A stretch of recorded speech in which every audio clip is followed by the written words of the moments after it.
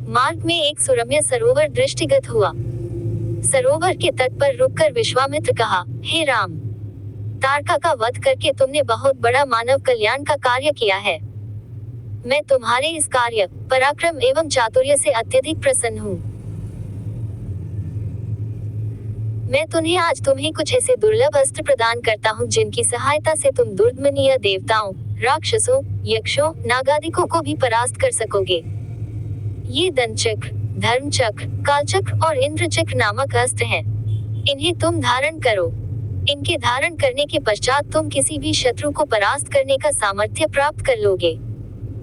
इनके अतिरिक्त मैं तुम्हें विद्युत निर्मित वज्रास्त्र, शिवजी का शूल, ब्रह्मशिर, अशीक और समस्त अस्त्रों से अधिक शक्तिशाली ब्रह्मास्त्र देता हूँ। इन्हें पाकर तुम तीनों लोकों में सर्वाधिक शक्ति संपन्न हो जाओगे। मैं तुम्हारी वीरता से इतना अधिक प्रसन्न हूँ कि तुम्हें प्रचंड मोद की व शिखर नाम की गदाएं प्रदान करते हुए मुझे अत्यंत हर्ष हो रहा है। मैं तुम्हें सूखी और गीली दोनों ही प्रकार की अशनि व पिनाक के साथ ही साथ नारायणास्त्र, आग्नेयास्त्र, वायव्यास्त्र, हायशिरास्त्र एवं क्रौंच अस्त्र भी तुम्हें प्रदान करता हूँ। अस्त्रों के अतिरिक्त मैं तुम्हें कुछ पाश भी देता हूँ जिनमें धर्मपाश, कालपाश एवं वरुण पाश मुख्य है। इनके पाशों के द्वारा तुम अत्यंत फुर्तीले शत्रु को भी बांधकर निष्क्रिय बनाने में समर्थ हो जाओगे। राम, कुछ अस्त्र ऐसे हैं जिनका प्रयोग असुर लोग करते हैं। नीति कहती है कि शत्रुओं को उनके ही शस्त्रास्त्रों से मारना चाहिए। इसलिए मैं तुम्हें असुरों के द्वारा प्रयोग किए जाने वाले कंकाल, मूसल, घोर कपाल और किंकनी नामक अस्त्र भी देता हूँ। कुछ अस्त्र का प्रयोग विद्याधर करते हैं।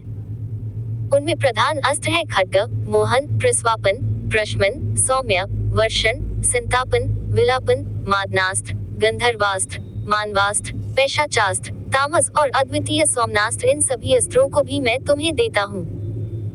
ये मौसलास्त्र, सत्यास्त्र, असुरों का माया में अस्त्र और भगवान सूर्य का प्रभास्त्र है जिन्हें दिखाने मात्र से शत्रु निस्तेज होकर नष्ट हो जाते हैं। इन्हें भी तुम ग्रहण करो। अब इन अस्त्रों को देखो, ये कुछ विशेष प्रकार के अस्त्र हैं। ये सोम देवता द्वारा प्रयोग किए जाने वाले शिशिर एवं दारुण नाम के अस्त्र हैं। शिशिर के प्रयोग से शत्रु शीत से अकड़कर और दारुण के प्रयोग से शत्रु गर्मी से व्याकुल होकर मूर्छित हो जाते हैं। हे वीर श्रेष्ठ, तुम इन अनुपम शक्ति वाले, शत्रुओं का मान मर्दन करने वाले और समस्त मनोकामनाओं को पूर्ण कराने वाले अस्त्रों को धारण करो। इतना कहकर महामुनि ने संपूर्ण अस्त्रों को, जो देवताओं को भी दुर्लभ हैं, बड़े स्नेह के साथ राम को प्रदान कर दिया।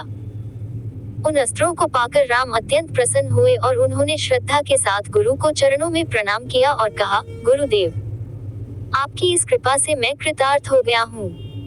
अब देवता, दैत्य, राक्षस, यक्ष आदि कोई भी मुझे परास्त नहीं कर सकता। मनुष्य की तो खैर बात ही क्या है, किंतु मुनिव, इसी प्रकार के अस्त्र गंधर्वों, देवताओं, राक्षसों आदि के पास भी होंगे और उनका प्रयोग वे मुझ पर भी कर सकते हैं। कृपा करके उनसे बचने के उपाय भी मुझे बताइए।